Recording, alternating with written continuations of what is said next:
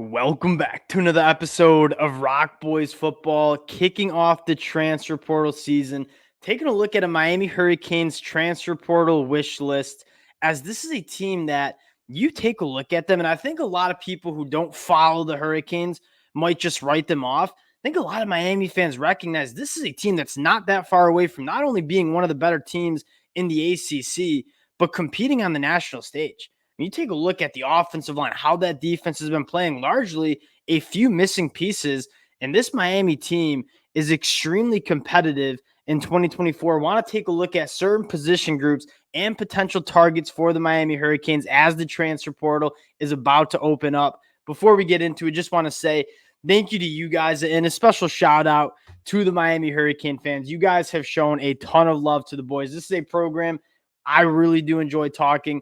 But the amount of support you guys show, whether we're talking on the field play, whether we're talking the recruiting trail, it means a lot. Appreciate you guys. If you do enjoy the content and you enjoy the updates, consider subscribing to the channel.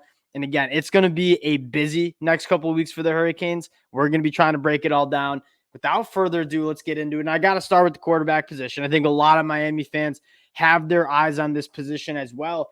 And what I think is so exciting about Miami going after a quarterback is this is a very attractive spot for quarterbacks. This is not an offense that is missing a ton of pieces.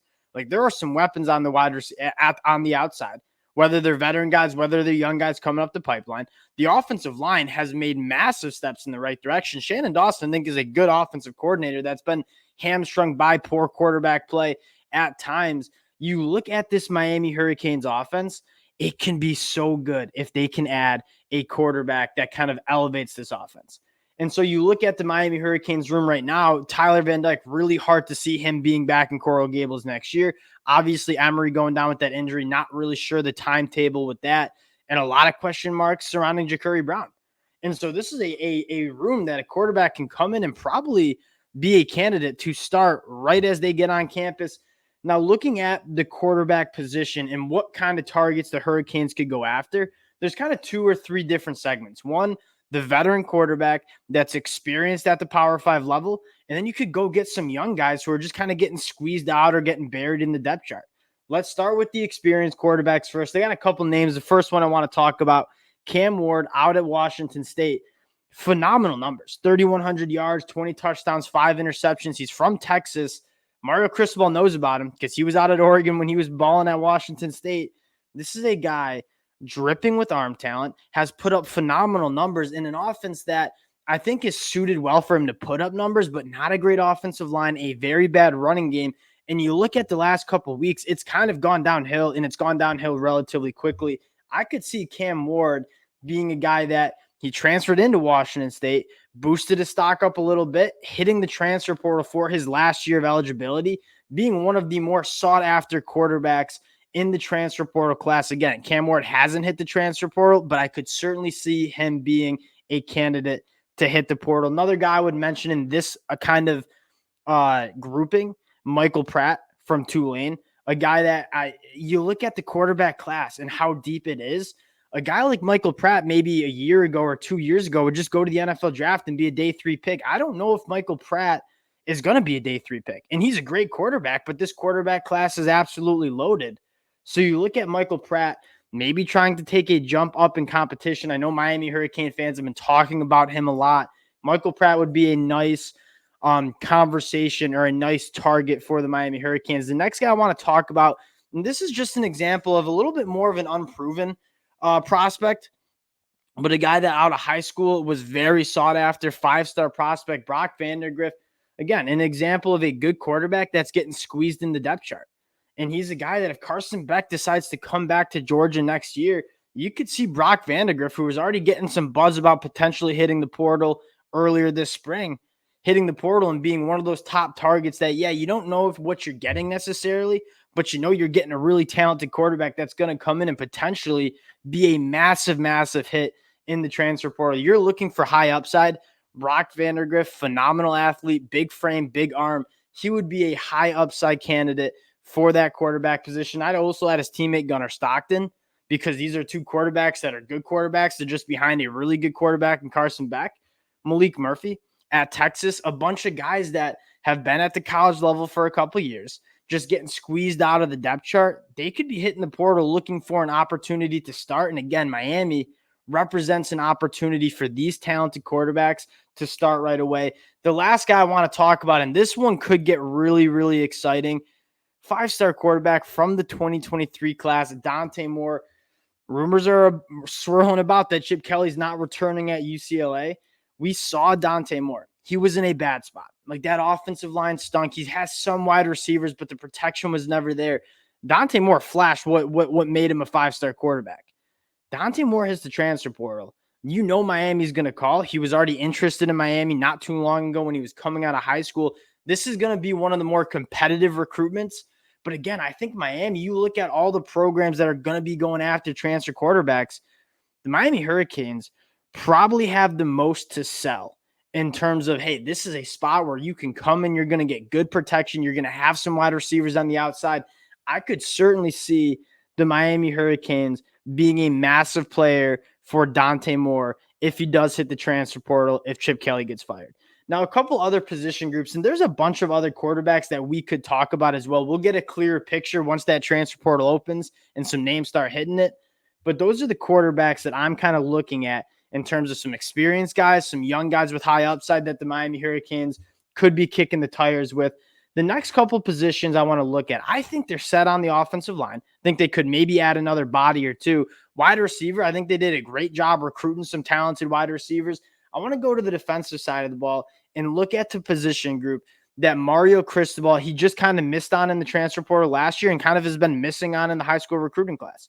And that's an interior defensive lineman who is a game changer. And we're going to go out to a guy that Miami fans were going after hard when he was coming out of high school. Some coaching changes. And this Shamar Stewart, a former five-star coming out of high school from the state of Florida. Miami was in on him hard in the high school recruiting trail.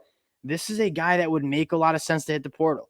Hasn't played a ton for Texas A&M in his first 2 years. This year only has 1.5 sacks, 2 tackles for loss. Hasn't played a ton. He's a guy that I could certainly see hitting the portal with Jimbo Fisher departing at Texas A&M. Miami, you're looking for a game changer on the inside of that defensive line. Shamar Stewart, certainly a name that Mario Cristobal is going to be picking up the phone and trying to make happen. And you could say that for a lot of the defensive linemen at Texas A&M, right? They recruited a ton of guys in that front seven, specifically on that defensive line the last couple of years. It's hard to get some playing time with how loaded that group is. With Jimbo Fisher leaving, they can enter the transfer portal in the 30-day window. Shamar Stewart would make a ton of sense for the Miami Hurricanes to go after. I'd even throw in Walter Nolan too, because this is another spot that if Leonard Taylor goes to the NFL draft, you're looking at easy playing time with a opportunity to kind of be a game wrecker for the Miami Hurricanes on that defensive line. The last name I want to mention, and that's at the cornerback position, and it's been a really solid group. You have some young talent that you like, but you look at some of the guys like Jaden Davis or Crouch who might be going and moving on. Go and take a look at Jason Marshall, who was in his third year for the Florida Gators. And again, and Miami fans who've been following the recruiting trail know Miami was in on him too. He's from Miami, Florida, former 5-star guy. It's been a horrible year for him. I think there's no other way to frame. This is a guy with all the physical traits in the world, and just something did not happen with that. Nothing clicked, right? He's a guy that has all the talent. It just didn't click in that year 3. He's a guy that was an NFL draft candidate, probably would want to come back to school in that 4th year to get his NFL draft stock back. If he hits the portal, I think the Miami Hurricanes would probably be on the short list of where he would be wanting to go as well. Those are a few names for me that I'm looking at. Now, we'll have a better understanding once these names start hitting the portal on December 4th. The bullets are going to start flying. We're going to be talking a lot about it, but kind of a precursor, kind of a appetizer, if you will, to the transfer portal.